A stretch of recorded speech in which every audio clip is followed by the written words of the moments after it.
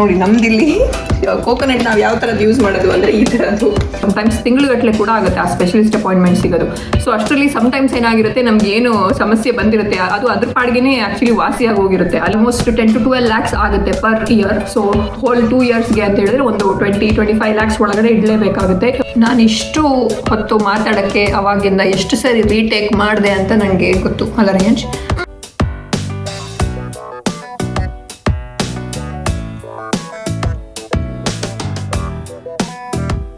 Hello everyone, good morning. Hello everyone, good morning. ನಮ್ಮ ಮುಖ ನೋಡಿದ್ರೆ ನಿಮಗೆ ಗೊತ್ತಾಗ್ತಾ ಇರ್ಬೋದು ಬೆಳಗ್ಗೆ ಆಗಿರೋದಷ್ಟೇ. ಆ್ಯಕ್ಚುಲಿ ನಾವು ಜಸ್ಟ್ ಸ್ಟಾರ್ಟ್ ಆಯ್ತು ಅಷ್ಟೇ ನಮ್ಮ ಡೇ ಇವತ್ತು. ಆ್ಯಂಡ್ ಇವನು ಸ್ಕೂಲ್ ಸ್ಟಾರ್ಟ್ ಆಗಿದೆ ಇಲ್ಲಿ ಆಲ್ರೆಡಿ ಮತ್ತೆ. ಸೊ ಕ್ಲಾಸ್ ಅಟೆಂಡ್ ಮಾಡೋಕ್ಕೆ ಡೈರೆಕ್ಟ್ ಬೆಡ್ರೂಮಿಂದ ಎದ್ದು ಬರೋದು, ಇಲ್ಲಿ ಬಂದು ಕೂತ್ಕೊಳ್ಳೋದು ಅಷ್ಟೇ ಒಂದು ಬೆಳಿಗ್ಗೆದ ಕೆಲಸ. ಹೇಳೋದೇ 8:30 ಹಾಗೆ ಹೇಳ್ತಾನೆ, ಎದ್ಬಿಟ್ಟು 9 ಗಂಟೆ ಕ್ಲಾಸ್ ಸ್ಟಾರ್ಟ್ ಆಗುತ್ತೆ. ಸೊ ಬರೋದು, ಬ್ರಷ್ ಮಾಡೋದು, ಇಲ್ಲಿ ಬಂದು ಕೂತ್ಕೊಳ್ಳೋದು. ಬೆಳಿಗ್ಗೆದು ಮಾರ್ನಿಂಗ್ ರುಟೀನ್ ಒಂದು ಇದೆ ಅಲ್ಲ range. Hello everyone. Hello everyone, good morning. Good morning, Mrs. Klein. Good morning, Rayansh. So ಇಲ್ಲಿ ಅವರ ಟೀಚರ್ ಅಂತ ಹೇಳಂಗಿಲ್ಲ, ಅಂದರೆ ಅವರ ಸರ್ನೇಮಿಂದನೇ ಕರಿಬೇಕು. ಅಂದರೆ ಅದೇನು ಸರ್ನೇಮ್ ಇರುತ್ತೆ ಅದಕ್ಕೆ ಮಿಸಸ್ ಕ್ಲೈನ್. ಈಗ ಅವನದು ಟೀಚರ್ ಹೆಸರು ಮಿಸಸ್ ಕ್ಲೈನ್. ಸೊ ಅದನ್ನೇ ಹೇಳಬೇಕು, ಟೀಚರ್ ಅಂತ ಹೇಳಂಗಿಲ್ಲ, ಅವ್ರ ಹೆಸರು ಹೇಳ್ಬಿಟ್ಟೆ ಹೇಳಬೇಕು. ಆ ಥರ ಇಲ್ಲಿ ಸಿಸ್ಟಮ್, ಸಣ್ಣ ಮಕ್ಕಳಾದ್ರೂ. ಸೊ ಇವತ್ತು ನಾವು ನಮ್ಮ ವ್ಲಾಗನ್ನು ಬೆಳಗ್ಗೆಯಿಂದನೇ ಸ್ಟಾರ್ಟ್ ಮಾಡ್ತಾ ಇದ್ದೀವಿ. ಬ್ರೇಕ್ಫಾಸ್ಟ್ ಇನ್ನೂ ಆಗಿಲ್ಲ, ರೆಡಿ ಮಾಡಬೇಕು. ಏನು ಮಾಡೋಣ ಅಂತ ನೋಡ್ತಾ ಇದ್ದೀನಿ. ಏನು ಮಾಡಿದ್ರೆ ಯಶ್? ದೋಸೆನೇ ಮಾಡೋಣ. ಬಟ್ ನೀರು ದೋಸೆ ಮಾಡ್ತಾ ಇದ್ದೀವಿ ಇವತ್ತು, ಉದ್ದಿನ ದೋಸೆ ಅಲ್ಲ, ನೀರು ದೋಸೆ ಮಾಡೋಣ ಅಂತ. ಆ್ಯಂಡ್ ಜೊತೆಗೆ ಅದಕ್ಕೆ ಬೆಳ್ಳುಳ್ಳಿ ಚಟ್ನಿನೇ ಮಾಡೋದು ಯಾವಾಗಲೂ ನಾವು. ಆ್ಯಂಡ್ ಲಾಸ್ಟ್ ಟೈಮ್ ತುಂಬ ಜನ ಕೇಳಿದ್ರಿ, ನಾನು ಫಸ್ಟಿಂದ ಬೆಳ್ಳುಳ್ಳಿ ಚಟ್ನಿ ಅಂತ ಹೇಳ್ತಾ ಇದ್ವಿ. ಸೊ ಅವಾಗಿಂದ ಕೇಳ್ತಾ ಇದ್ರಿ ಎಲ್ಲರೂ, ಬೆಳ್ಳುಳ್ಳಿ ಚಟ್ನಿ ಹೇಗೆ ಮಾಡ್ತೀರಾ ನೀವು ಅಂತ ತೋರಿಸಿ ಅಂತ. ನಾನು ತುಂಬ ಸಿಂಪಲ್ಲಾಗಿ ಮಾಡೋದು. ಎನಿವೇಸ್ ಅದನ್ನು ನಾನು ಹೆಂಗೆ ಮಾಡ್ತೀನಿ ಇವತ್ತು ಅನ್ನೋದನ್ನು ನಿಮ್ಮ ಜೊತೆ ಶೇರ್ ಮಾಡ್ಕೊತೀನಿ. ಸೊ ಬೆಳಿಗ್ಗೆ ನಮ್ದು ಇವತ್ತು ವ್ಲಾಗಿಂಗ್ ಸ್ಟಾರ್ಟ್ ಆಗಿದೆ. ಆದರೆ ಸೊ ನೀರು ದೋಸೆ ಮಾಡೋಕ್ಕೂ ನಾನು ಇಲ್ಲಿ ಆಲ್ರೆಡಿ ನೆನೆ ಹಾಕಿಟ್ಟಿದ್ದೀನಿ ಅಕ್ಕಿ. ಇದೇನು ಮಾಡ್ತೀನಿ ಅಂದರೆ, ಇದು ನೀರು ವೇಸ್ಟ್ ಮಾಡಲ್ಲ. ಎನಿವೇಸ್ ಅಕ್ಕಿ ತೊಳೆದಿದ್ದ ನೀರು ಕೂದಲಿಗೆ ತುಂಬ ಒಳ್ಳೆಯದು ಅಂತ ಹೇಳ್ತಾರೆ. ಸೊ ನಾವು ಕೂದಲಿಗೆ ಏನೇನು ಒಳ್ಳೆ ಚೆನ್ನಾಗಿರುತ್ತೆ ಅದನ್ನೆಲ್ಲ ಮಾಡ್ತಾ ಇರ್ತೀವಿ. ಸೊ ಹಾಗಾಗಿ ಇದನ್ನು ಇವಾಗ ಈ ನೀರು ಚೆನ್ನಾಗಿ ಹಾಗೆ ತೊಳೆದ್ಬಿಟ್ಟು ಆ ನೀರನ್ನು ಎತ್ತಿಟ್ಕೊಂಡು ಯೂಸ್ ಮಾಡ್ಕೊತೀನಿ. ನಾನು ಸ್ನಾನ ಮಾಡಬೇಕಾದ್ರೆ ತಲೆಗೆ ಹಾಕ್ಕೊತೀನಿ ಅಂದರೆ. ಸೊ ಫಸ್ಟ್ ನಾವು ಇವಾಗ ನೀರು ದೋಸೆ ಹಿಟ್ಟು ರೆಡಿ ಮಾಡ್ಕೊಳ್ಳೋಣ, ಆಮೇಲೆ ಚಟ್ನಿ ಮಾಡೋಣ. ಆ್ಯಂಡ್ ಇಲ್ಲಿ ನೀರು ದೋಸೆಗೆ ನಾನು ಏನೂ ಹಾಕಿಲ್ಲ, ಜಸ್ಟ್ ಅಕ್ಕಿ ಮತ್ತು ತೆಂಗಿನಕಾಯಿ ತುರಿ ಸ್ವಲ್ಪ ಹಾಕಿದ್ದೀನಿ. ಸೊ ಇದನ್ನು ಮಿಕ್ಸಿ ಮಾಡಿಕೊಂಡು ಆಮೇಲೆ ಅದಕ್ಕೆ ಎಷ್ಟು ಬೇಕೋ ಅಷ್ಟು ನೀರು ಹಾಕ್ಕೊಂಡು, ಫುಲ್ ನೀರು ದೋಸೆ ಕನ್ಸಿಸ್ಟೆನ್ಸಿ ಬರೋ ಅಷ್ಟು ಎಷ್ಟು ಬೇಕೋ ಅಷ್ಟು ನೀರು ಹಾಕ್ಕೊಂಡು ಅದನ್ನು ತೆಳ್ಳಗೆ ಮಾಡ್ಕೊಳ್ಳೋದು. ಸೊ ಇವಾಗ ಇಲ್ಲಿ ನಾನು ನೀರು ದೋಸೆಗೆ ಈ ಥರ ಮಾಡಿಟ್ಕೊಂಡಿದ್ದೀನಿ. ಆ್ಯಂಡ್ ನೋಡಿ ನಮ್ದಿಲ್ಲಿ ಕೋಕೋನಟ್ ನಾವು ಯಾವ ಥರದ್ದು ಯೂಸ್ ಮಾಡೋದು ಅಂದರೆ ಈ ಥರದ್ದು ಸ್ಟ್ರೆಟೆಡ್ ಕೋಕೋನಟ್ಟು. ಫ್ರೋಝನ್ ಸೆಕ್ಷನಲ್ಲಿ ಇಡಬೇಕಿದ್ದು ಫ್ರಿಜ್ಜಲ್ಲಿ, ಅಂದರೆ ಇದು ಫ್ರೋಝನ್ ಆಗಿರುತ್ತೆ ಫುಲ್. ತೆಂಗಿನಕಾಯಿ ಅಂದರೆ ಫುಲ್ ಇವಾಗ ಕಲ್ಲು ಥರ ಇದೆ ಇದು ಒಳಗಡೆ ಇದು. ಆ್ಯಂಡ್ ಇದನ್ನು ಒಂದು ಚಟ್ನಿ ಏನಕ್ಕಾದ್ರೂ ಯೂಸ್ ಮಾಡೋ ಮುಂಚೆ ಒಂದು ಸ್ವಲ್ಪ ತೆಗೆದಿಟ್ಟಿರಬೇಕು ಫ್ರಿಜ್ಜಿಂದ. ಸ್ವಲ್ಪ ಹೊತ್ತು ಇರಬೇಕು, ಇಲ್ಲಾಂದ್ರೆ ಒಂದು ಸ್ವಲ್ಪ ಹೊತ್ತು ಬಿಸಿ ಮಾಡಬೇಕು. ಅದನ್ನು ತೆಗೆದುಬಿಟ್ಟು ಕಾವಲಿನಲ್ಲೋ ಇಲ್ಲ ಮೈಕ್ರೋವೇವ್ ಮಾಡಿಬಿಟ್ಟು ಅದನ್ನು ಬಿಸಿ ಮಾಡ್ಕೋಬೇಕು. ಆವಾಗ ಅದು ನಾರ್ಮಲ್ ಟೆಂಪ್ರೇಚರ್ಗೆ ಬರುತ್ತೆ, ಆಮೇಲೆ ಯೂಸ್ ಮಾಡ್ಕೋಬೇಕು. ಎಷ್ಟು ಬರಗಿಟ್ಟೋಗಿದೆ ನಮ್ಮದು ಕತೆ ಇಲ್ಲಿ. ಅಂದರೆ ಇಲ್ಲಿ ನಾರ್ಮಲ್ ತೆಂಗಿನಕಾಯಿನೂ ಸಿಗುತ್ತೆ, ಆದರೆ ಅದೇನಿರುತ್ತೆ ಅಂದರೆ ನೀರಿರುತ್ತೆ ಒಳಗಡೆ. ಚೆನ್ನಾಗಿದೆ ಅಂತ ಅಂದ್ಕೊಂಡು ತೊಗೊಂಬರ್ತೀವಿ, ಬಟ್ ಎಷ್ಟೊಂದು ಸರಿ ಅದು ಫುಲ್ ಒಳಗಡೆ ಹಾಳಾಗೋಗಿರುತ್ತೆ, ಗೊತ್ತೇ ಆಗೋದಿಲ್ಲ. ಇಲ್ಲಿ ಅದೇನಕ್ಕೂ ಗೊತ್ತಿಲ್ಲ, ಇಲ್ಲಿ ಎಲ್ಲ ತೆಂಗಿನಕಾಯಿ ಆಲ್ಮೋಸ್ಟ್ ಹಾಳಾಗಿಯೇ ಇರುತ್ತೆ ಒಳಗಡೆ. ಆ್ಯಂಡ್ ಆಲ್ಸೋ ತಂದ್ರೂ ಫ್ರೆಶ್ ಆಗಿದ್ರೂ ಅದನ್ನು ತುರಿಯೋದು ಅದಕ್ಕೆ ಎಕ್ಸ್ಟ್ರಾ ಇದೆಲ್ಲ ಬೇಕು. ಸೊ ಆ ಥರದ್ದೆಲ್ಲ ಇಲ್ಲ ಇಲ್ಲಿ. ಸೊ ಹಾಗಾಗಿ ನಾವು ಈ ಥರ ಫ್ರೋಝನ್ ಶ್ರೆಡೆಡ್ ಕೋಕೋನಟ್ಟೇ ತೊಗೊಳ್ಳೋದು. ಸೊ ಇದೇ ನಮಗೆ ಗತಿ ಇಲ್ಲಿ ತೆಂಗಿನಕಾಯಿ. ಸೊ ಇಲ್ಲಿ ಇವಾಗ ನಾನು ಅದನ್ನೇ ಒಂದು ಸ್ವಲ್ಪ ಮೈಕ್ರೋವೇವ್ ಮಾಡಿದೆ. ಅದು ಇವಾಗ ನಾರ್ಮಲ್ ಕೋಕೋನಟ್ ಕೊಬ್ಬರಿ ಥರನೇ ಆಗಿದೆ, ತೆಂಗಿನಕಾಯಿ ಥರನೇ. ಸೊ ಅದನ್ನೇ ಇವಾಗ ಹಾಕ್ಕೊತಾ ಇದ್ದೀನಿ. ಇದಕ್ಕೆ ಇವಾಗ ನಾನಿಲ್ಲಿ 2 ಮೆಣಸು ಹಾಕ್ತಾಯಿದ್ದೀನಿ. ಇದು 2 ಬ್ಯಾಡಗಿ ಮೆಣಸು ಮತ್ತು ಒಂದು ಸ್ವಲ್ಪ ಖಾರಕ್ಕೆ ಇದು ಊರಿನ ಮೆಣಸು ನಮ್ಮದು. ಆ್ಯಂಡ್ ಒಂದು ಸ್ವಲ್ಪ ಇಷ್ಟು ಹುಳಿ ಹಾಕ್ತೀನಿ ನಾನು. ಆ್ಯಂಡ್ ಬೆಳ್ಳುಳ್ಳಿ ಚಟ್ನಿಗೆ ಆಬ್ವಿಯಸ್ಲಿ ಬೆಳ್ಳುಳ್ಳಿ ನಾನು ಒಂದೇ ಒಂದು ಹಾಕೋದು ಇದು, ಯಾಕಂದರೆ ತುಂಬ ಒಂಥರ ಸ್ಟ್ರಾಂಗ್ ಇದೆ. 2 ಹಾಕಿದರೆ ಅದು ಒಂಥರ ಬಾಯಿ ಸುಟ್ಟೋದಂಗೆ ಆಗುತ್ತೆ. ಸೊ ಅಷ್ಟೆಲ್ಲ ಹಾಕೋದಿಲ್ಲ, ನಾನು ಒಂದೇ ಒಂದು ಎಸ್ಲು ಹಾಕಿರೋದು ಬೆಳ್ಳುಳ್ಳಿ. ನಿಮಗೆ ಜಾಸ್ತಿ ಬೇಕಂದರೆ ಹಾಕ್ಕೊಬೋದು. ಆ್ಯಂಡ್ ಸ್ವಲ್ಪ ಇದು ಹುರುಗಡ್ಲೆ, ನಿಮಗೆ ಎಷ್ಟು ಬೇಕೋ ಅಷ್ಟು ಹಾಕ್ಕೋಬೋದು. ಇಷ್ಟು ಹಾಕಿಬಿಟ್ಟು ಆ್ಯಂಡ್ ಒಂದು ಸ್ವಲ್ಪ ಉಪ್ಪು ಹಾಕಿ ಇದನ್ನು ಚಟ್ನಿ ಮಾಡಿದ್ರೆ ಅಲ್ಲಿಗೆ ನಮ್ಮದು ಸಿಂಪಲ್ ಬೆಳ್ಳುಳ್ಳಿ ಚಟ್ನಿ ರೆಡಿ ಆಗುತ್ತೆ. ಆ್ಯಕ್ಚುಲಿ ಇದು ಉದ್ದಿನ ದೋಸೆಗೂ ತುಂಬ ಟೇಸ್ಟಿಯಾಗಿರುತ್ತೆ. ನಮ್ಮ ಉದ್ದಿನ ದೋಸೆ ಮಾಡಿಬಿಟ್ಟು ಅದಕ್ಕೆ ನಮ್ಮ ಮಸಾಲೆ ದೋಸೆ ಮಾಡಿದಾಗ ಅದ್ರ ಜೊತೆ ಈ ಚಟ್ನಿ ತುಂಬ ಚೆನ್ನಾಗಿರುತ್ತೆ. ಸೊ ನೀವು ಟ್ರೈ ಮಾಡಿ ನೋಡ್ಬೋದು. ಅಲ್ಲಿಗೆ ಬೆಳ್ಳುಳ್ಳಿ ಚಟ್ನಿ ರೆಡಿ ಆಯಿತು. ಸಿಂಪಲ್ ಬೆಳ್ಳುಳ್ಳಿ ಚಟ್ನಿ ಇದು. ಇದಕ್ಕೆ ಬೇಕಿದ್ರೆ ಒಗ್ಗರಣೆ ಹಾಕೊಬೋದು. ಒಂದು ಸ್ವಲ್ಪ ಸಾಸಿವೆ ಮತ್ತು ಕರಿಬೇವಿನ ಸೊಪ್ಪು ಹಾಕಿ ಒಗ್ಗರಣೆ ಹಾಕೊಬೋದು ಅಥವಾ ಹಿಂಗೆ ಬಿಡ್ಬೋದು. ನೀವು ನೀರು ದೋಸೆ ಮಾಡೋಕ್ಕೂ ಮುಂಚೆ ಒಂದು ಸ್ವಲ್ಪ ಫಸ್ಟ್ ಆಯಿಲ್ ಹಾಕ್ಬಿಟ್ಟು ತವಾಗೆ ಆಯಿಲ್ ಹಾಕ್ಕೋಬೇಕು. ಆಮೇಲೆ ನೀರು ದೋಸೆ ಮಾಡಬೇಕಾದ್ರಲ್ಲಿ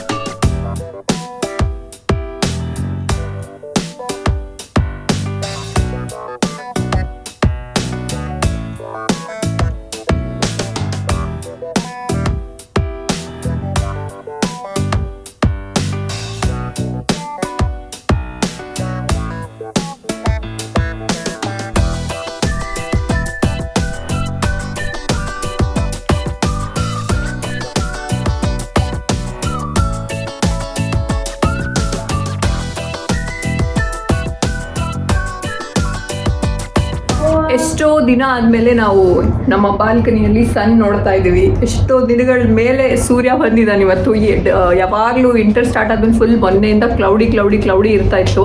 ಇವತ್ತು ಫೈನಲಿ ಸನ್ ಬಂದಿದ್ದಾನೆ. ಸೊ ಒಂದು ಸ್ವಲ್ಪ ಹೊರಗಡೆ ಬಂದು ನಿಂತಿದ್ದೀವಿ ನಾವು. ಸ್ನೋ ಬಿದ್ದಿರೋದೆಲ್ಲ ಹಾಗೆ ಇದೆ. ಬಟ್ ಅದೇ ಇವತ್ತು ಸ್ವಲ್ಪ ಸನ್ ಬಂದಿರೋದ್ರಿಂದ ಒಂದು ಸ್ವಲ್ಪ ಮೆಲ್ಟ್ ಆಗುತ್ತೆ. ಅಷ್ಟರಲ್ಲಿ ಮತ್ತೆ ಆದರೆ ಹಾಗೆ ಇರುತ್ತೆ. ಅದು ಹಾಗೆ ಹೋಗೋದೇ ಇಲ್ಲ, ಮೆಲ್ಟ್ ಆಗೋದೇ ಇಲ್ಲ ಕಂಪ್ಲೀಟ್ ಆಗಿ. ಟೂ ರೇಯಾನ್ಸ್ ಇದ್ದಾನಂತೆ. ಯಾಕಂದ್ರೆ ಅವನು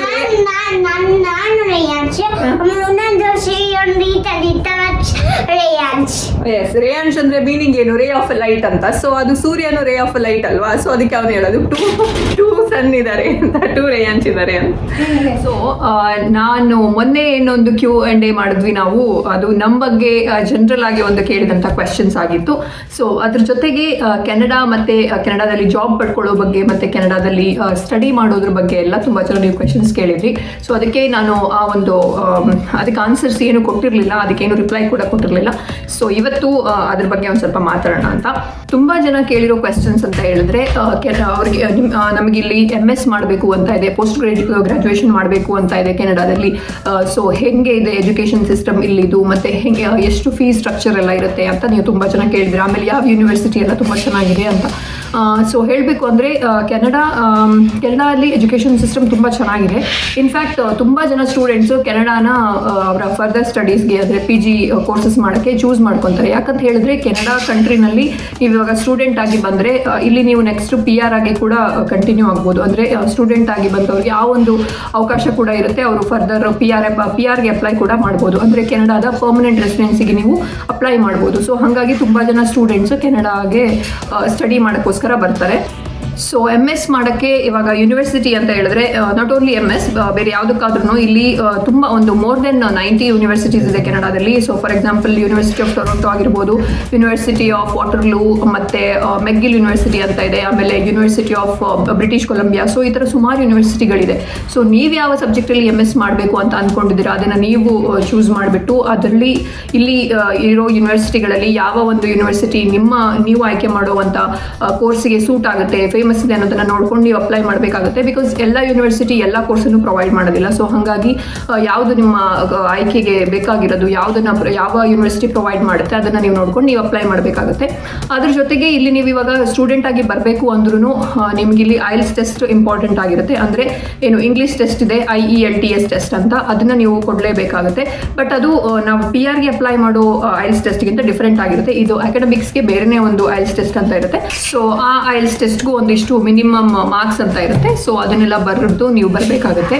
ಆ್ಯಂಡ್ ಫೀಸ್ ಬಗ್ಗೆ ಹೇಳಬೇಕು ಅಂದರೆ ಇವಾಗ MS ಅಂದರೆ 2 years ಒಂದು ಕೋರ್ಸ್ ಅದು. ಸೊ ಪರ್ ಆ್ಯನಮ್ ಒಂದು 10 to 12 lakhs ಆಗುತ್ತೆ. ಅಂದರೆ ಇಲ್ಲಿನ ದುಡ್ಡಲ್ಲಿ ಹೇಳಬೇಕು ಅಂದರೆ ಒಂದು 18,000 CAD, ಅಂದರೆ 1 CAD ಅಂದರೆ ಆಬ್ವಿಯಸ್ಲಿ 56 rupees ಇವಾಗ. ಸೊ ಒಂದು ಆಲ್ಮೋಸ್ಟ್ 10 to 12 lakhs ಆಗುತ್ತೆ ಪರ್ ಇಯರ್. ಸೊ ಹೋಲ್ 2 yearsಗೆ ಅಂತ ಹೇಳಿದ್ರೆ ಒಂದು 20-25 lakhs ಒಳಗಡೆ ಇಡಲೇಬೇಕಾಗುತ್ತೆ MSಗೆ ಅಲ್ಲಿ. ಸೊ ಈ ಫೀಸ್ ಏನಿದೆ ಇದು ನೀವು US ಅಲ್ಲಿ ಮಾಡೋದಕ್ಕಿಂತ ಕಮ್ಮಿ ಅಂತ ಹೇಳ್ಬೋದು. ಇದು ಇಲ್ಲಿ ಕೆನಡಾದಲ್ಲಿ ಮಾಡೋದು, US ಅಲ್ಲಿ ಮಾಡೋದಾದ್ರೆ ನೀವು ಇದು ಇನ್ನೂ ಕಾಸ್ಟ್ಲಿ ಇರುತ್ತೆ. ಆ್ಯಂಡ್ ಇಲ್ಲಿ ಕೆನಡಾದಲ್ಲಿ ನೀವು ಓದೋದ್ರ ಜೊತೆಗೇನೆ ಹಾಗೆ ಕೆಲಸ ಕೂಡ ಮಾಡ್ಬೋದು. ಅಂದರೆ ಇವಾಗ ಇಲ್ಲಿ ನೀವು ಓದ್ತಾನೆ ನೀವು 20 hours per week ಅಂದರೆ ಮಂತ್ಲಿ ನೀವು ಒಂದು 80 hours ಅಷ್ಟು ಕೆಲಸ ಮಾಡ್ಬೋದು ಇಲ್ಲಿ ಮಿನಿಮಮ್ ವೇಜಲ್ಲಿ. ಅಂದರೆ ಒಂದು ತಿಂಗಳಿಗೆ ಒಂದು $1,000 to $1,300 ಆ ಥರ ಅರ್ನ್ ಮಾಡ್ಬೋದು ಇಲ್ಲಿ. ಸೊ ಅದ್ರ ಫೀಸ್ ಜೊತೆಗೆ ಲಿವಿಂಗ್ ಎಕ್ಸ್ಪೆನ್ಸಸ್ ಏನೇ ಒಂದು ಎಕ್ಸ್ಟ್ರಾ ಲಿವಿಂಗ್ ಎಕ್ಸ್ಪೆನ್ಸ್ ಕಾಸ್ಟ್ ಬರುತ್ತೆ ಅದನ್ನ ನೀವೇ ಇಲ್ಲಿ ಬ್ಯಾಲೆನ್ಸ್ ಮಾಡ್ಕೋಬಹುದು. ನೀವು ಇಲ್ಲಿ ನಿಮ್ಮ 2 ವರ್ಷ ಏನೋ ಕೋರ್ಸ್ ಇದೆ ಅದನ್ನ ಕಂಪ್ಲೀಟ್ ಮಾಡಾದ್ಮೇಲೆ ನಿಮಗೆ ಇಲ್ಲಿ ವರ್ಕ್ ಪರ್ಮಿಟ್ ಕೂಡ ಕೊಡ್ತಾರೆ. ಅಂದ್ರೆ ನಿಮ್ಮ ಕೋರ್ಸ್ ಮೇಲೆ ಡಿಪೆಂಡ್ ಆಗಿ 1 year or 2 year ಈ ತರ ವರ್ಕ್ ಪರ್ಮಿಟ್ ಕೊಡ್ತಾರೆ. ಸೊ ಆ ವರ್ಕ್ ಪರ್ಮಿಟ್ ಇಟ್ಕೊಂಡು ನೀವು ಇಲ್ಲಿ ಕೆಲಸ ಕೂಡ ಮಾಡ್ಬೋದು ನಿಮ್ಮ ಕೋರ್ಸ್ ಮುಗಿದ ಮೇಲೆ. ಆಮೇಲೆ ಆ ಒಂದು ಕೆನಡಿಯನ್ ಎಕ್ಸ್ಪೀರಿಯನ್ಸ್ 2 ವರ್ಷ ನೀವು ಕೆಲಸ ಮಾಡಿದ್ರೆ ಆಮೇಲೆ ನೀವು ಎಕ್ಸ್ಪ್ರೆಸ್ ಎಂಟ್ರಿ ಪ್ರೋಗ್ರಾಮ್ ಅಂತ ಅದ್ರ ಥ್ರೂ ನೀವು PR-ಗೆ ಅಪ್ಲೈ ಮಾಡ್ಬೋದು. ಸೊ ಅಂದ್ರೆ ಇಲ್ಲಿನ ಪರ್ಮನೆಂಟ್ ರೆಸಿಡೆನ್ಸಿಗೆ ಅಪ್ಲೈ ಮಾಡ್ಕೋಬಹುದು. ಅದಕ್ಕೋಸ್ಕರನೇ ತುಂಬಾ ಜನ ಸ್ಟೂಡೆಂಟ್ಸ್ ಆಕ್ಚುಲಿ ಇಲ್ಲಿ ಕೆನಡಾಗೆ ಬರ್ತಾರೆ. ಅಂದ್ರೆ ಆಮೇಲೆ ಪರ್ಮನೆಂಟ್ ರೆಸಿಡೆಂಟ್ ಆಗಿರ್ಬೋದಲ್ಲ ಅನ್ನೋದಕ್ಕೋಸ್ಕರ ಕೆನಡಾನ ಅವರ ಫರ್ದರ್ ಸ್ಟಡೀಸ್ಗೆ ಚೂಸ್ ಮಾಡ್ಕೊಂತಾರೆ. ಸೊ ಇನ್ನೊಂದು ತುಂಬಾ ಜನ ಕೇಳಿರುವಂತ ಒಂದು ಕ್ವೆಶ್ಚನ್ ಅಂತ ಹೇಳಿದ್ರೆ ನಾವು ಇಂಡಿಯಾದಲ್ಲಿ ಇದ್ಕೊಂಡು ಕೆನಡಾದಲ್ಲಿರೋ ಜಾಬ್ಗೆ ಅಪ್ಲೈ ಮಾಡಬಹುದಾ ಅಂತ. ಇದು ಆಕ್ಚುಲಿ ಸ್ವಲ್ಪ ಕಷ್ಟ. ಇದು ಇಂಡಿಯಾದಲ್ಲಿ ಇದ್ಕೊಂಡು ಕೆನಡಾದಲ್ಲಿ ಜಾಬ್ ತಗೊಳ್ಳೋದು ತುಂಬಾ ಕಷ್ಟ ಇದೆ. ಯಾಕಂತ ಹೇಳಿದ್ರೆ ಇಲ್ಲಿ ಯಾವುದೇ ಒಂದು ಜಾಬ್ ಕ್ರಿಯೇಟ್ ಆದ್ರೂ ಅದಕ್ಕೆ ಫಸ್ಟ್ ಪ್ರಿಫರೆನ್ಸ್ ಇರೋದು ಒಂದು ಕೆನಡಿಯನ್ ಸಿಟಿಸನ್ ಆಗಿರೋರಿಗೆ, ಇನ್ನೊಂದು ಇಲ್ಲಿ PR ಅಲ್ಲಿರೋರಿಗೆ. ಒಂದು ಪರ್ಟಿಕ್ಯುಲರ್ ಜಾಬ್ಗೆ ಇಲ್ಲಿನ ಸಿಟಿಸನ್ಸ್ ಆಗಿರ್ಬೋದು ಅಥವಾ PR ಅಲ್ಲಿ ಯಾವುದೇ ಕ್ಯಾಂಡಿಡೇಟ್ಸ್ ಇಲ್ಲ, ಇಲ್ಲಿ ಕೆನಡಾದಲ್ಲಿ ಆ ಒಂದು ಕೆಲಸ ಮಾಡೋಕ್ಕೆ ಯಾವುದೇ ಕ್ಯಾಂಡಿಡೇಟ್ಸ್ ಇಲ್ಲ ಅಂತ ಆದಾಗ ಮಾತ್ರ ಒಬ್ಬ ಎಂಪ್ಲಾಯರ್ ಫಾರಿನ್ ವರ್ಕರನ್ನು ಹೈರ್ ಮಾಡೋದು. So it's very rare case ಆ ಥರ ಆಗೋದು. ಸೊ ಆ ಥರ ಏನಾದರೂ ಆದಾಗ ಆ ಎಂಪ್ಲಾಯರು ಒಂದು ಪ್ರಾಸೆಸ್ ಥ್ರೂ ಹೋಗಬೇಕಾಗುತ್ತೆ. ದಟ್ ಈಸ್ LMIA ಅಂತ ಹೇಳ್ತಾರೆ. LMIA ಅಂದರೆ it is an document that Canadian employer needs to have before hiring a foreign worker. LMIA ಅಂದರೆ ಲೇಬರ್ ಮಾರ್ಕೆಟ್ ಇಂಪ್ಯಾಕ್ಟ್ ಅಸೆಸ್ಮೆಂಟ್ ಅಂತ. ಸೊ ಅದ್ರ ಥ್ರೂ ಹೋಗಬೇಕಾಗತ್ತೆ. ಸೊ ನೀವು ತುಂಬ ಜನ ಆ್ಯಕ್ಚುಲಿ ನನಗೆ ಮೆಸೇಜ್ ಮಾಡಿದ್ರಿ ಇನ್ಸ್ಟಾಗ್ರಾಮಲ್ಲಿ ಕೆಲವೊಂದು ಡಾಕ್ಯುಮೆಂಟ್ಸ್ ಕಳಿಸ್ಬಿಟ್ಟು ಈ ಥರ ಜಾಬ್ ಆಫರ್ ಬಂದಿದೆ, ಇದು ನಿಜಾನಾ ಅಥವಾ ಇದು ಫೇಕಾ ಅಥವಾ ನಿಜಾನಾ ಅಂತ ಹೇಳಿ ಅಂತ. ಸೊ ಡೆಫಿನೆಟ್ಲಿ ಆ ಒಂದು ಅಪ್ಲಿಕೇಶನಲ್ಲಿ ನಿಮಗೆ ಮನಿ ಇನ್ವಾಲ್ವ್ ಆಗಿದೆ, ದುಡ್ಡು ಕೇಳ್ತಾ ಇದ್ದಾರೆ ಅಂದರೆ ಅದು ಡೆಫಿನೆಟ್ಲಿ ಫೇಕ್ ಆಗಿರುತ್ತೆ. ಯಾಕಂತ ಹೇಳಿದ್ರೆ ಇವಾಗ ಥ್ರೂ LMIA ಆಲ್ಸೋ ಇವಾಗ ಒಬ್ಬರು ನಿಮ್ಮನ್ನು ಎಂಪ್ಲಾಯರ್ ಹೈರ್ ಮಾಡ್ತಾ ಇದ್ದಾರೆ ಅಂದರೆ ಅವ್ರು ಯಾವುದೇ ರೀತಿ ದುಡ್ಡು ಕೇಳೋದಿಲ್ಲ ನಿಮ್ಮ ಹತ್ರ. ಯಾಕಂತ ಹೇಳಿದ್ರೆ ಆ ಒಂದು ಅಪ್ಲಿಕೇಶನ್ ಪ್ರಾಸೆಸ್ ಆಗಕ್ಕೂ ಆ ಎಂಪ್ಲಾಯರೇ ಫೀಸ್ ಕೊಡಬೇಕಾಗತ್ತೆ ಗೌರ್ಮೆಂಟ್ಗೆ. ಆ ಎಂಪ್ಲಾಯರೇ ಫೀಸ್ ಇಷ್ಟು ಅಂತ ಕೊಟ್ಬಿಟ್ಟು ನಿಮ್ಮನ್ನು ಹೈರ್ ಮಾಡೋದು. ನೀವು ಯಾವುದೇ ರೀತಿ ದುಡ್ಡು ಕೊಡಬೇಕಾಗಿರೋ ಅವಶ್ಯಕತೆ ಇಲ್ಲ. ಸೊ ನಿಮಗೆ ನೀವು ಇವಾಗ ಯಾವುದೋ ಒಂದು ಜಾಬ್ಗೆ ಅಪ್ಲೈ ಮಾಡಿಬಿಟ್ಟು ನಿಮಗೆ ಬಂತು ಜಾಬ್ ಆಫರ್ ಅಂದರೆ ಆ್ಯಂಡ್ ಇಷ್ಟು ದುಡ್ಡು ಕೇಳ್ತಾ ಇದ್ದಾರೆ ಅಂದರೆ ಅದು ಡೆಫಿನೆಟ್ಲಿ ಫೇಕ್ ಆಗಿರುತ್ತೆ. ನಿಮಗೆ ಕೆನಡಾದಲ್ಲಿ ಜಾಬ್ ಬೇಕು ಅಂದರೆ ನೀವು ಫಸ್ಟ್ PR-ಗೆ ಅಪ್ಲೈ ಮಾಡಬೇಕಾಗತ್ತೆ. ಆ ಥರ ಏನೂ ಇಲ್ಲ ಪರ್ಟಿಕ್ಯುಲರ್ ಆಗಿ PR-ಅಲ್ಲೇ ಇರಬೇಕು ಅಂತ. ಬಟ್ ಸ್ಟಿಲ್ ವೆರಿ ರೇರ್ ಕೇಸಲ್ಲಿ ಹಾಗೆ ವಿತೌಟ್ PR ಕೂಡ ಜಾಬ್ ಸಿಕ್ಕಿರೋರು ತುಂಬ ಜನ ಇದ್ದಾರೆ. ಬಟ್ ಡೆಫಿನೆಟ್ಲಿ ನೀವು ಮಾಡೋ ಕೆಲಸದಲ್ಲಿ ತುಂಬ ವೆರಿ ಗುಡ್ ಆಗಿರಬೇಕು. ಸೊ ಅವಾಗ ಸಿಗ್ಬೋದು. ಆ್ಯಂಡ್ ಇಲ್ಲಿ ಅದಕ್ಕೆ ಯಾವುದೇ ರೀತಿ ಕ್ಯಾಂಡಿಡೇಟ್ಸ್ ಇಲ್ಲ ಅಂದಾಗ ಸಿಗುತ್ತೆ. ಬಟ್ ಸ್ವಲ್ಪ ಕೇರ್ಫುಲ್ ಆಗಿರಿ. ನಿಮಗೆ ಯಾವುದೇ ಒಂದು ಜಾಬ್ ಆಫರ್ ಬಂದಾಗನೂ ಸ್ವಲ್ಪ ಕೇರ್ಫುಲ್ ಆಗಿರಿ. ಯಾಕಂತ ಹೇಳಿದ್ರೆ ಈ LMIA ಅನ್ನೋದು ಈ ಒಂದು ಡರ್ಟಿ ಬಿಸ್ನೆಸ್ ಆಗಿಬಿಟ್ಟಿದೆ even in India and also even in Canada ಕೂಡ. ಸೊ ತುಂಬ ಜನ ಈ ಥರ ಬ್ರೋಕರ್ಗಳು ಕೆಲಸ ಕೊಡಿಸ್ತೀವಿ ಅಂತ ಹೇಳ್ಬಿಟ್ಟು ಸುಮ್ಮನೆ ದುಡ್ಡಿಗೆ ಇದು ಮಾಡಿಬಿಡ್ತಾರೆ. ಸೊ ಹಾಗಾಗಿ ಸ್ವಲ್ಪ ಕೇರ್ಫುಲ್ ಆಗಿರಿ ನಿಮ್ಗೆ ಯಾವುದೇ ಜಾಬ್ ಆಫರ್ ಬಂದ್ರು. ಆ್ಯಂಡ್ ನೀವು ಇವಾಗ ನಿಮ್ಮ ಇಂಡಿಯನ್ ಕಂಪನಿನೇ ನಿಮ್ಮನ್ನು ಇಲ್ಲಿಗೆ ಕಳಿಸ್ತಾ ಇದೆ ಅಂದರೆ ನಿಮಗೆ ಯಾವುದೇ PR ಬೇಡ ಅಥವಾ ಯಾವುದೇ LMIA ಥ್ರೂ ಬರಬೇಕು ಆ ಥರ ಏನೂ ಇರೋದಿಲ್ಲ. ಅದೆಲ್ಲ ಇಂಡಿಯಾದಿಂದ ಯಾರು ಎಂಪ್ಲಾಯರ್ ಕಳಿಸ್ತಾರೆ ನಿಮ್ಮ ಇಂಡಿಯನ್ ಕಂಪ್ನಿಯವರು ಅವರೇ ಅದನ್ನೆಲ್ಲ ನೋಡ್ಕೊತಾರೆ. ಸೊ ಇವಾಗ ನಾವು ಆ್ಯಕ್ಚುಲಿ ಇಲ್ಲಿ ಬಂದಿರೋದು ಅಂದರೆ ನನ್ನ ಹಸ್ಬೆಂಡ್ಗೆ ಇಂಡಿಯನ್ ಅವರ ಏನು ಕೆಲಸ ಮಾಡ್ತಿದ್ರು ಇಂಡಿಯನ್ ಕಂಪ್ನಿ ಯಾವ ಕಂಪ್ನಿನಲ್ಲಿ ಕೆಲಸ ಮಾಡ್ತಾಯಿದ್ರು ಆ ಕಂಪ್ನಿ ಥ್ರೂನೇ ಅವ್ರು ಇಲ್ಲಿ ಬಂದಿರೋದು. ಸೊ ಆ ಥರ ಬಂದಾಗ ನಾನಿವಾಗ ಅವ್ರಿಗೆ ಡಿಪೆಂಡೆಂಟ್ ಆಗಿ ಬಂದಿರೋದು. ನನಗೆ ಇಲ್ಲಿ ಓಪನ್ ವರ್ಕ್ ಪರ್ಮಿಟ್ ಇರುತ್ತೆ. ಅಂದರೆ ನಾನಿಲ್ಲಿ ಎಲ್ಲಿ ಬೇಕಾದರೂ ಕೆಲಸ ಮಾಡ್ಬೋದು. ಅವ್ರದ್ದು ಕ್ಲೋಸ್ಡ್ ವರ್ಕ್ ಪರ್ಮಿಟ್ ಇದೆ. ಅಂದರೆ ಅವರು ಆ ಒಂದು ಕಂಪ್ನಿಗೆ ಮಾತ್ರ ಕೆಲಸ ಮಾಡಬೇಕು. ಅವ್ರು ಯಾವ ಕಂಪ್ನಿಯಿಂದ ಬಂದಿದ್ದಾರೆ ಆ ಕಂಪ್ನಿಗೋಸ್ಕರ ಮಾತ್ರ ಅವ್ರು ಕೆಲಸ ಮಾಡಬೇಕಾಗುತ್ತೆ. ಆ ಕೆಲಸ ಬಿಟ್ಟು ಬೇರೆಲ್ಲೂ ಕೆಲಸ ಮಾಡೋಕ್ಕೆ ಹೋಗೋಕ್ಕೆ ಆಗೋದಿಲ್ಲ. ಸೊ ಅವ್ರಿಗೆ ಡಿಪೆಂಡೆಂಟ್ ಆಗಿ ನಾನು ಬಂದಿರೋದು. ನನಗೆ ಓಪನ್ ವರ್ಕ್ ಪರ್ಮಿಟ್ ಇದೆ. ನಾನು ಎಲ್ಲಿ ಬೇಕಿದ್ರೂ ಇಲ್ಲಿ ಕೆಲಸ ಮಾಡ್ಬೋದು. ಸೊ ನಾನು ಆಲ್ರೆಡಿ ಈ PR ಬಗ್ಗೆ ಒಂದು ವಿಡಿಯೋ ಮಾಡಿ ಹಾಕಿದ್ದೀನಿ. ನಾನು ಅದು ಲಿಂಕ್ ಹಾಕಿರ್ತೀನಿ. ಜನರಲ್ ಆಗಿ ಹೇಳಿದ್ದೀನಿ ಅದರಲ್ಲಿ PR ಬಗ್ಗೆ. ಸೊ PR ಅಂದರೆ ಏನು ಅಂತ ನಿಮಗೆ ಗೊತ್ತಿಲ್ಲ ಅಂದರೆ ಅದರ ಆ ಒಂದು ವಿಡಿಯೋ ನೋಡಿಬಿಟ್ಟು ನೀವು ಒಂದು ಜನರಲ್ ಆಗಿ ಹೇಳಿರೋದು, ಸೊ ನಿಮ್ಗೊಂದು ಐಡಿಯಾ ಸಿಗ್ಬೋದು. ಲಿಂಕ್ ಹಾಕಿರ್ತೀನಿ, ನೀವು ನೋಡ್ಬೋದು. ನೆಕ್ಸ್ಟು ಇಲ್ಲಿನ ಹೈ ಡಿಮಾಂಡ್ ಜಾಬ್ ಬಗ್ಗೆ ಕೇಳಿದ್ರಿ ನೀವು ತುಂಬ ಜನ, ಯಾವ ಜಾಬ್ಗೆ ತುಂಬ ಡಿಮಾಂಡ್ ಇದೆ ಅಂತ. ಆ ಥರ ಒಂದು ಪರ್ಟಿಕ್ಯುಲರ್ ಅಂತ ಹೇಳಬೇಕು ಅಂದರೆ, ಟು ಬಿ ಫ್ರ್ಯಾಂಕ್ ಇಲ್ಲಿ ಇವಾಗ ತುಂಬಾ ಜಾಬ್ ಕ್ರಿಯೇಟ್ ಆಗ್ತಾ ಇದೆ. ಅಂದರೆ ತುಂಬ ಇಮಿಗ್ರೆಂಟ್ಸ್ಗೆ ಅವರು ಬರೋದಕ್ಕೆ ಅಲೌ ಮಾಡ್ತಿರೋದ್ರಿಂದ ತುಂಬ ಜಾಬ್ಸ್ ಕೂಡ ಕ್ರಿಯೇಟ್ ಆಗ್ತಾ ಇದೆ.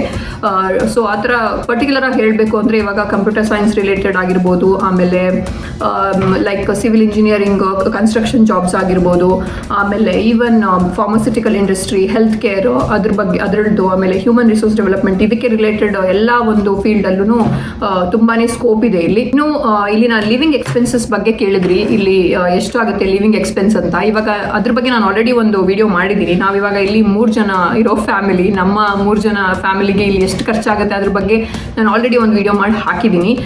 ಸೊ ನಾನು ಆ ವಿಡಿಯೋ ಲಿಂಕ್ ಹಾಕಿರ್ತೀನಿ, ನೀವು ಅದನ್ನು ಚೆಕ್ ಮಾಡ್ಬೋದು. Pros and cons of living in Canada ಏನು ಅಂತ ಕೇಳಿದ್ದೀರಾ ನೀವು ತುಂಬ ಜನ. ಪ್ರೋಸ್ ಹೇಳಬೇಕು ಅಂದರೆ ಇಲ್ಲಿ ಒಂದು ಪೊಲ್ಯೂಷನ್ ಫ್ರೀ ವೆದರ್ ಇದೆ, ಏನು ಪೊಲ್ಯೂಟೆಡ್ ಆಗಿಲ್ಲ ಇಲ್ಲಿ ಏರು, ಸೊ ಪೊಲ್ಯೂಷನ್ ಫ್ರೀ ವೆದರ್ ಇದೆ. ಆಮೇಲೆ ಇನ್ನೊಂದು ಅಂದರೆ ಫ್ರೆಶ್ ವಾಟರ್, ಇಲ್ಲಿ ತುಂಬ ಫ್ರೆಶ್ ವಾಟರ್ ಲೇಕ್ಸ್ ಇರೋದ್ರಿಂದ ಇಲ್ಲಿ ಫ್ರೆಶ್ ವಾಟರ್ಗೆ ಏನು ಕೊರತೆ ಇಲ್ಲ. ಇನ್ನೊಂದು ಹೆಲ್ತ್ ಕೇರ್ ಫ್ರೀ, ಹಾಗೆ ಎಜುಕೇಷನ್ ಕೂಡ free. Up to 12th grade ನಿಮಗೆ ಎಜುಕೇಷನ್ ಕೂಡ ಫ್ರೀ ಇರುತ್ತೆ. ಸೊ ಹೆಲ್ತ್ ಕೇರ್ ಕೂಡ ಫ್ರೀ. ಸೊ ಇದೆಲ್ಲ ಪ್ರೋಸ್ ಅಂತ ಹೇಳ್ಬೋದು. ಹಾಗೆ ಕಾನ್ಸ್ ಬಗ್ಗೆ ಹೇಳಬೇಕು ಅಂದರೆ ಒಂದು ಚಳಿ, ಸ್ನೋಫಾಲ್, ಆಮೇಲೆ ವಿಂಟರ್ ತುಂಬ ಲಾಂಗ್, ಅಂದರೆ ಇವಾಗ ಲಾಂಗ್ ಇನ್ ದ ಸೆನ್ಸ್ ಒಂದು ಆಲ್ಮೋಸ್ಟ್ 5-6 ಮಂತ್ ತನಕ ಇಲ್ಲಿ ವಿಂಟರ್ ತುಂಬ ಚಳಿ ಇರೋದ್ರಿಂದ ಅದೊಂದು ದೊಡ್ಡ ಕಾನ್ಸ್ ಇಲ್ಲಿ. ಅಂದರೆ ತುಂಬ ಟೈಮ್ ಚಳಿನಲ್ಲೇ ಇರಬೇಕು, ಸೊ ಹೊರಗಡೆ ಎಲ್ಲ ಹೋಗೋದು ಸ್ವಲ್ಪ ಕಷ್ಟ ಆಗುತ್ತಲ್ವ, ಸೊ ಅದೊಂದು ಕಾನ್ಸು. ಅದು ಬಿಟ್ಟು ಇನ್ನೊಂದು ಕಾನ್ಸ್ ಏನು ಅಂದರೆ ಹೆಲ್ತ್ ಕೇರ್ನಲ್ಲಿ ನಾನು ಪ್ರೋಸ್ ಅಂತ ಹೇಳಿದೆ, ಹೆಲ್ತ್ ಕೇರ್ ಫ್ರೀ ಇದೆ ಅಂತ. ಬಟ್ ಅದರಲ್ಲೂ ಒಂದು ಕಾನ್ಸ್ ಇದೆ. ಏನು ಅಂತ ಹೇಳಿದ್ರೆ, ನಾವಿವಾಗ ಇಂಡಿಯಾದಲ್ಲಿ ನಮ್ಗೆ ಇವಾಗ ಒಂದು ಏನೋ ಒಂದು ಕಣ್ಣು ನೋವಾಯಿತು ಅಂದರೆ ನಾವು ಡೈರೆಕ್ಟ್ ಐ ಸ್ಪೆಷಲಿಸ್ಟ್ ಹತ್ರನೇ ಹೋಗ್ತೀವಿ. ಬಟ್ ಇಲ್ಲಿ ಆ ಥರ ಇಲ್ಲ. ನಮಗೆ ಇವಾಗ ಏನೋ ಒಂದು ಕಣ್ಣಿಗೆ ಅಥವಾ ಯಾವುದೇ ಒಂದು ಇದಕ್ಕೆ ಬಾಡಿ ಪಾರ್ಟ್ಗೆ ಏನಾದ್ರು ಪ್ರಾಬ್ಲಮ್ ಏನಾಯಿತು ಅಂದ್ರೂ ನಾವು ಫಸ್ಟ್ ಇಲ್ಲಿ ಡೈರೆಕ್ಟ್ ಸ್ಪೆಷಲಿಸ್ಟ್ ಹತ್ರ ಹೋಗೋಕ್ಕಾಗೋದಿಲ್ಲ. ನಾವಿಲ್ಲಿ ಡೈರೆಕ್ಟ್ ನಮ್ಮ ಜನರಲ್ ಫಿಸಿಷಿಯನ್ ಏನಿರ್ತಾರೆ ಅಥವಾ ನಮಗೆ ಏನಾದರೂ ಫ್ಯಾಮಿಲಿ ಡಾಕ್ಟರ್ ಅಂತ ಏನಾದರೂ ನಾವು ಮಾಡ್ಕೊಂಡಿದ್ರೆ ಅವ್ರ ಹತ್ರನೇ ಹೋಗಬೇಕು, ಜನರಲ್ ಫಿಸಿಷಿಯನ್ ಹತ್ರನೇ ನಾವು ಫಸ್ಟ್ ಹೋಗಬೇಕು. ಅವರೇ ಫಸ್ಟ್ ನಮ್ಮನ್ನ ಅಸಿಸ್ಟ್ ಮಾಡ್ತಾರೆ. ಫ್ಯಾಮಿಲಿ ಡಾಕ್ಟರ್ಗೆ ಅನಿಸಿದ್ರೆ ಇದು ಅವ್ರ ಕೈಯಲ್ಲಿ ಆಗೋದಿಲ್ಲ ನೋಡೋಕ್ಕೆ, ಇದಕ್ಕೆ ಸ್ಪೆಷಲಿಸ್ಟ್ ಕೇರ್ ಬೇಕು ಅಂತ ಅನಿಸಿದ್ರೆ ಅವರೇ ನಮ್ಮನ್ನ ಸ್ಪೆಷಲಿಸ್ಟ್ಗೆ ಆಮೇಲೆ ರೆಫರ್ ಮಾಡ್ತಾರೆ. ಸೊ ನಾವು ಅವ್ರ ಥ್ರೂನೇ ನಾವು ಸ್ಪೆಷಲಿಸ್ಟ್ ಅಪಾಯಿಂಟ್ಮೆಂಟ್ ತಗೋಬೇಕಾಗುತ್ತೆ. ಸೊ ಆ ಸ್ಪೆಷಲಿಸ್ಟ್ ಅಪಾಯಿಂಟ್ಮೆಂಟ್ ಸಮ್ಟೈಮ್ಸ್ 2 ದಿನದಲ್ಲಿ ಸಿಗ್ಬೋದು, ಆರ್ ಸಮ್ಟೈಮ್ಸ್ 1 ವಾರದಲ್ಲಿ ಸಿಗ್ಬೋದು, ಆರ್ ಸಮ್ಟೈಮ್ಸ್ ತಿಂಗಳುಗಟ್ಟಲೆ ಕೂಡ ಆಗುತ್ತೆ ಆ ಸ್ಪೆಷಲಿಸ್ಟ್ ಅಪಾಯಿಂಟ್ಮೆಂಟ್ ಸಿಗೋದು. ಸೊ ಅಷ್ಟರಲ್ಲಿ ಸಮ್ಟೈಮ್ಸ್ ಏನಾಗಿರುತ್ತೆ, ನಮ್ಗೆ ಏನು ಸಮಸ್ಯೆ ಬಂದಿರುತ್ತೆ ಅದು ಅದ್ರ ಪಾಡಿಗೆ ಆ್ಯಕ್ಚುಲಿ ವಾಸಿಯಾಗಿ ಹೋಗಿರುತ್ತೆ, ಅಲ್ಲಿ ತನಕ ಅಷ್ಟು ಲಾಂಗ್ ಆಗುತ್ತೆ ಕೆಲವೊಂದು ಸರಿ. ಸೊ ಅದೊಂದು ದೊಡ್ಡ ಒಂದು ಇಲ್ಲಿನ ಒಂದು ಸಮಸ್ಯೆ ಆ್ಯಕ್ಚುಲಿ ಹೆಲ್ತ್ ಕೇರಲ್ಲಿ. ಡೈರೆಕ್ಟ್ ನಮಗೆ ಸ್ಪೆಷಲಿಸ್ಟ್ ಹತ್ರ ಹೋಗೋಕ್ಕಾಗೋದಿಲ್ಲ. ಆಬ್ವಿಯಸ್ಲಿ ಏನಾದರೂ ಎಮರ್ಜೆನ್ಸಿ ಇದೆ ಅಂತ ಹೇಳಿದ್ರೆ ನೀವು ಹಾಸ್ಪಿಟಲ್ದು ಎಮರ್ಜೆನ್ಸಿ ವಾರ್ಡ್ಗೆ ಡೈರೆಕ್ಟಾಗಿ ಹೋಗ್ಬೋದು, ಆ ಥರ ಏನೂ ಇಲ್ಲ. ಬಟ್ ಒಂದು ಮಿಡಲಲ್ಲಿ ಏನಾದರೂ ಆಗುತ್ತೆ ಅಂದಾಗ ನಾವು ಈ ಥರನೇ ಹೋಗಬೇಕಾಗುತ್ತೆ. ಸೊ ಡೈರೆಕ್ಟ್ ಸ್ಪೆಷಲಿಸ್ಟ್ ಹತ್ರ ಹೋಗೋಕ್ಕಾಗೋದಿಲ್ಲ. ಸೊ ಅದೊಂದು ಸ್ವಲ್ಪ ಪ್ರಾಬ್ಲಮ್ ಇದೆ. ನಾನು ಇಷ್ಟು ಹೊತ್ತು ಮಾತಾಡೋಕ್ಕೆ ಅವಾಗಿಂದ ಎಷ್ಟು ಸರಿ ರೀಟೇಕ್ ಮಾಡಿದೆ ಅಂತ ನನಗೆ ಗೊತ್ತು ಅಲ್ಲ ರೇಂಜ್. ಪದೇ ಬಂದು ಹಣ್ಕಿ ನೋಡ್ತಿದ್ದ ನಾನು ಯಾವಾಗ ಬರೋದು ವಿಡಿಯೋದಲ್ಲಿ ಅಂತ. ಇವಾಗ ನೀನು ಮಾತಾಡು. ಆಗದಿಂದ ಬಂದು ಇಡ್ತಾ ಇದ್ದಲ್ಲ, ಈಗ ನೀನು ಮಾತಾಡು. ಈಗ ನೀನು ಮಾತಾಡು. ಏನಾದರೂ ಹೇಳಕ್ಕಿದ್ರೆ ಹೇಳು. ಇಂಥಸಿಲ್ವಾ? ಮತ್ತೆ ಆಗಲೇ ನಾನು ಮಾತಾಡ್ತಿರ್ಬೇಕಾದ್ರೆ ಪದೇ ಬಂದು ಯಾಕೆ ಡಿಸ್ಟರ್ಬ್ ಮಾಡ್ತಾ ಇದ್ದೆ? ನೋಡ್ತಾ ಇದ್ದಿದ್ದೆ ಸ್ಟಾರ್ಟ್ ಆಗಿದೆ ಇಲ್ಲ ಅಂತ ಏನಾದ್ರು ಸೌಂಡ್ ಆಗದ. ಮಾತಾಡ್ತಾ ಕತ್ಲೆ ಆಗ್ಬಿಡ್ತು. ಗಂಟೆ 6 ಕಾಲಾಗಿದೆ. ನನ್ನ ಮಗ ಇಲ್ಲಿ ಮಧ್ಯಾಹ್ನ ತನಕ ಲ್ಯಾಪ್ಟಾಪ್ ಇಟ್ಕೊಂಡು ಕ್ಲಾಸ್ ಆಗ್ತಾ ಇರುತ್ತೆ. ಸೊ ಆಲ್ಮೋಸ್ಟ್ 3 ಗಂಟೆ ತನಕ ಸ್ಕೂಲೇ ಇರುತ್ತೆ. ಅದಾಗಿ ಇವಾಗ ಇಲ್ಲಿ ಟ್ಯಾಬ್ ಇಟ್ಕೊಂಡು ಕೂತಿದ್ದಾನೆ. ಅದನ್ನು ಏನೋ ಎಜುಕೇಷನಲ್ದೇ ಏನೋ ಗೇಮು, ಮ್ಯಾಥ್ಸ್ ಗೇಮ್ಸ್ ಆ ಥರ ಏನೋ ಒಂದಿರುತ್ತೆ, ಅದನ್ನೆಲ್ಲ ನೋಡ್ಕೊಂಡು ಕೂತಿದ್ದಾನೆ. ಸರ್ ಅದೇಳಿ ಎಂಡ್ ಮಾಡ್ತೀಯಾ? ನಿಂತ್ಕೊ ಮತ್ತೆ ಪಾಠ ಬರುತ್ತೆ ಇವಾಗ. ಈ ವಿಡಿಯೋ ನಿಮಗೆ ಇಷ್ಟ ಆದ್ರೆ ಲೈಕ್ ಮಾಡಿ, ಶೇರ್ ಮಾಡಿ, ಸಬ್ಸ್ಕ್ರೈಬ್ ಮಾಡಿ. ಸಬ್ಸ್ಕ್ರೈಬ್ ಮಾಡಿ ನೆಕ್ಸ್ಟ್ ವಿಡಿಯೋದಲ್ಲಿ ಸಿಗ್ತೀವಿ. ಅಲ್ಲಿ ತನಕೆಲ್ಲ ಖುಷಿಯಾಗಿರಿ. ಟಾಟಾ ಬಾಯ್. ಸ್ವಲ್ಪ ಫಾಸ್ಟ್ ಮೋಷನ್ ಹೋಗ್ಬೇಕು, ಸ್ಲೋ ಆಗುತ್ತೆ ತುಂಬಾ. ಸ್ವಲ್ಪ ಸಾಕು ಸಾಕು ಸಾಕು ಸಾಕು. ಎಸ್, ಈ ವಿಡಿಯೋನ ನಾವು ಸದ್ಯಕ್ಕೆ ಇಲ್ಲಿಗೆ ಎಂಡ್ ಮಾಡ್ತೀವಿ. ಇನ್ನು ನೆಕ್ಸ್ಟ್ ವಿಡಿಯೋನ ಫಾಸ್ಟ್ ಆಗಿ ಅಪ್ಲೋಡ್ ಮಾಡ್ತೀವಿ. ಯಾವಾಗಲೂ ಹೇಳ್ತೀನಿ ನಾನು, ಬಟ್ ಇವಾಗ ಸ್ಕೂಲ್ ಮತ್ತೆ ಶುರುವಾದಾಗಿಂದ ನಮಗೆ ಬೇಗ ಟೈಮ್ ಸಿಗ್ತಾ ಇಲ್ಲ ಏನೇನೋ ವಿಡಿಯೋ ಮಾಡಿಬಿಟ್ಟು ಅಪ್ಲೋಡ್ ಮಾಡೋಕ್ಕೆ. ಸೊ ಹಾಗಾಗಿ ಸ್ವಲ್ಪ ಸ್ಲೋ ಆಗ್ತಾ ಇದೆ. ಬಟ್ ಎನಿವೇಸ್ ಇವಾಗ ವೀಕೆಂಡ್ ಬಂತು. ಸೊ ವೀಕೆಂಡಲ್ಲಿ ಪಟಾಕ್ ಅಂತ ಇನ್ನೊಂದು ವಿಡಿಯೋ ಮಾಡಿ ಬೇಗ ಅಪ್ಲೋಡ್ ಮಾಡ್ತೀವಿ ಅಂತ ಹೇಳ್ತಾ ಈ ವಿಡಿಯೋನ ಇಲ್ಲಿಗೆ ಎಂಡ್ ಮಾಡ್ತೀವಿ. ಟಾಟಾ ಬಾಯ್ ಬಾಯ್.